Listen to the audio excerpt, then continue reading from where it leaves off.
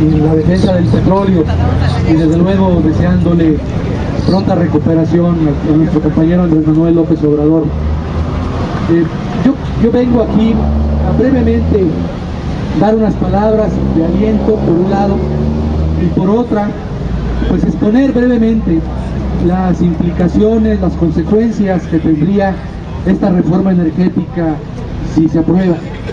Es algo a lo que me he referido en distintas charlas, en los círculos de estudio, cuando ustedes me invitan a los círculos de estudio de Morena, y ahí he expuesto algunas de estas ideas. Creo que de aprobarse la reforma energética, las consecuencias pues son realmente funestas para nuestro país. Y voy a enumerar 3 o 4 de esas consecuencias. La más inmediata es la consecuencia económica y fiscal, que todos nosotros hemos escuchado de boca de Andrés Manuel, pero la voy a repetir porque es muy importante, y esa consecuencia demuestra el robo que se cometería al aprobarse la reforma energética. Esa consecuencia tiene que ver con el reparto de la renta petrolera. Como todos ustedes lo saben, la renta petrolera es una operación, es el resultado de una operación aritmética, de una resta, que implica determinar lo que cuesta obtener del subsuelo un barril de petróleo y después de lo que cuesta en el mercado internacional, restar el costo del precio internacional del petróleo, más de $100 por barril, pues el costo de extraerlo, que es aproximadamente de $10, de 10, 15 dólares por barril. Es decir, la renta petrolera que actualmente recibe nuestro país es de alrededor de 85 o de 80 dólares por barril de petróleo. De estos recursos, más de 10 dólares los emplea Pemex para mantenerse en funcionamiento y en operación, independientemente de la corrupción que hay ahí.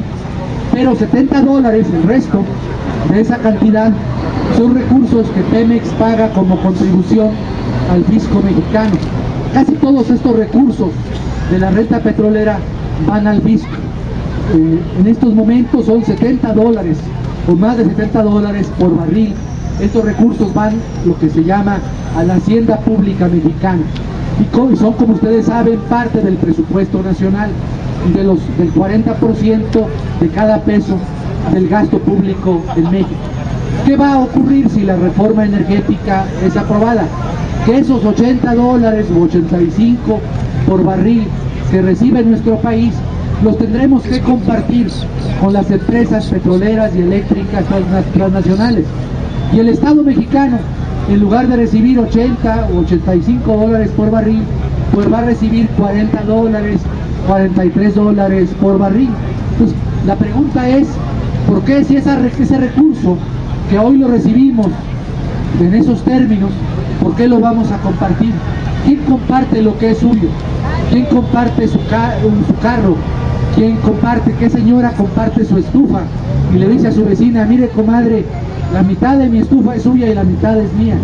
¿Quién comparte su casa y le dice a su vecino, wow, un pariente, oye, la mitad de mi casa es tuya, ¿no? Y te la voy a escriturar a tu nombre?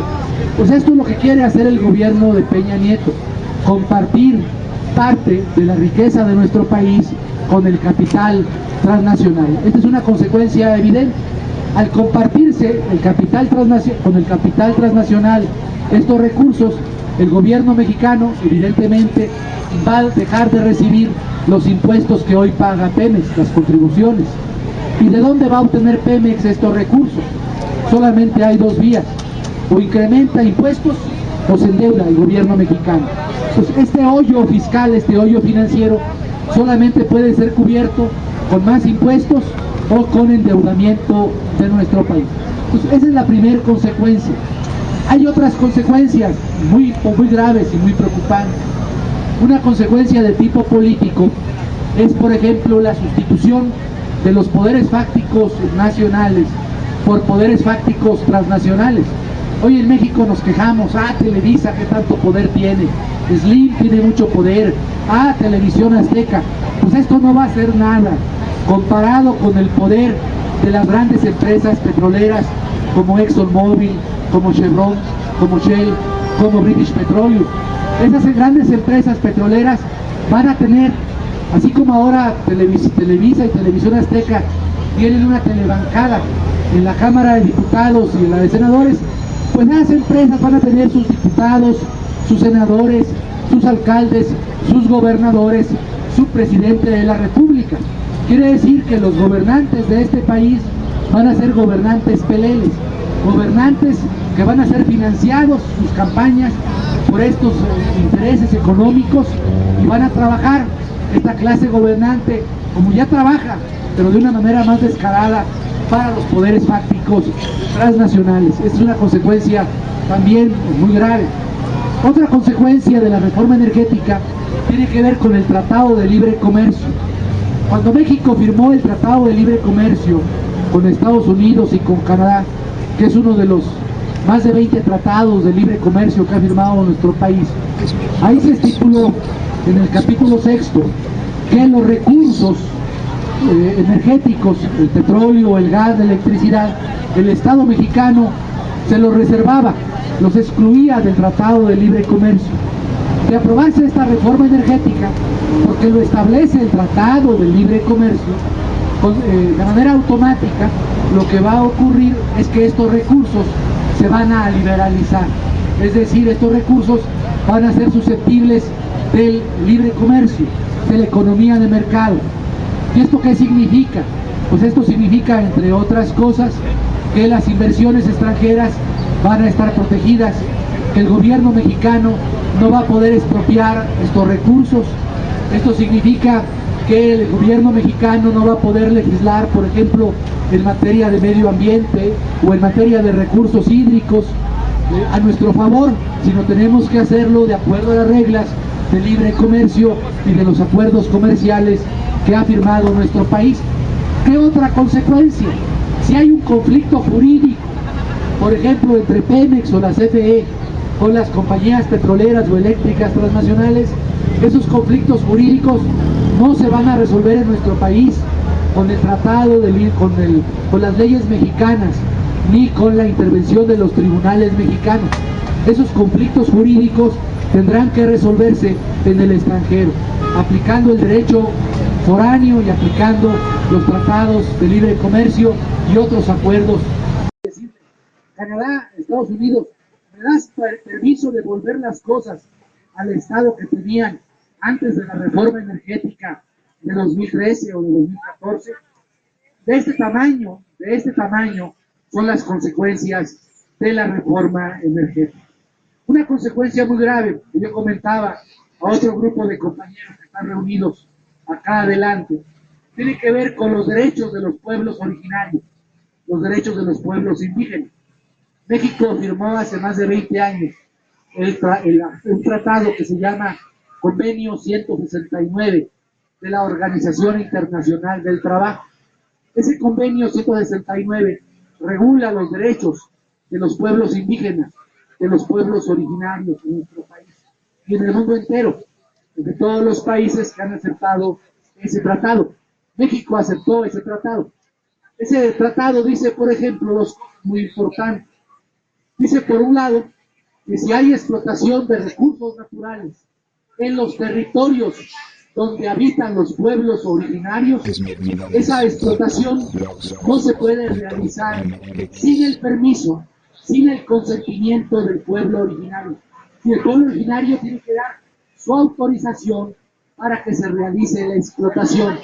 Si el pueblo originario no da la autorización, ese acuerdo, ese tratado, ese contrato, esa licencia puede ser nula. Es algo muy importante.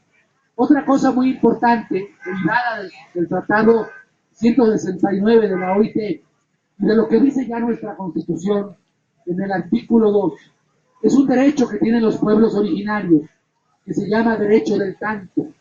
Es decir, si hay una explotación de los recursos naturales en territorio de pueblos originarios, y por ejemplo llega ExxonMobil, y hay un pueblo originario ahí, esa explotación debe ser realizada en preferencia por el pueblo originario, porque así lo establece el artículo 2, fracción sexta de nuestra Constitución.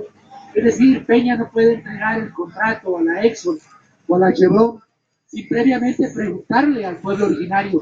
¿Pueblo originario, estás interesado en explotar el gas o el petróleo? Porque si no se cumple con ese derecho de tanto, con ese derecho preferente, puede haber nulidad de la concesión o del contrato que celebre el gobierno mexicano.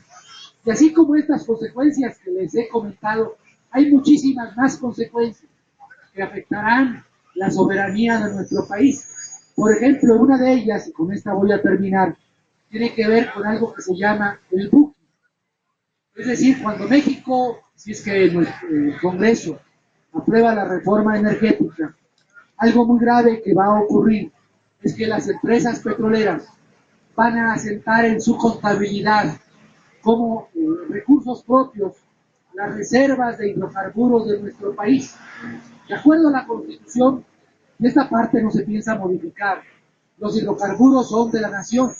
Pues esto, por arte de magia, se va a eliminar, porque va a llegar la empresa petrolera con el banco en Nueva York, por ejemplo, con un banco de Nueva York, y le va a decir, pues ya tengo estas reservas que voy a explotar merced a este contrato que me dio el gobierno mexicano de utilidad compartida o de producción compartida o esta licencia, y tengo derecho a explotar tantos recursos de acuerdo a las reservas que tengo contabilizadas. Allí en el subsuelo tengo tantas reservas. Entonces, esto lo asiento en mi contabilidad. Quiere decir, banco, entonces, Banco de Nueva York, dame tantos millones de dólares porque voy a explotar estos recursos. Y estas reservas son casi mías. Esto no lo podemos permitir, porque las reservas de hidrocarburos no son de la empresa petrolera. Esos recursos son del pueblo de México.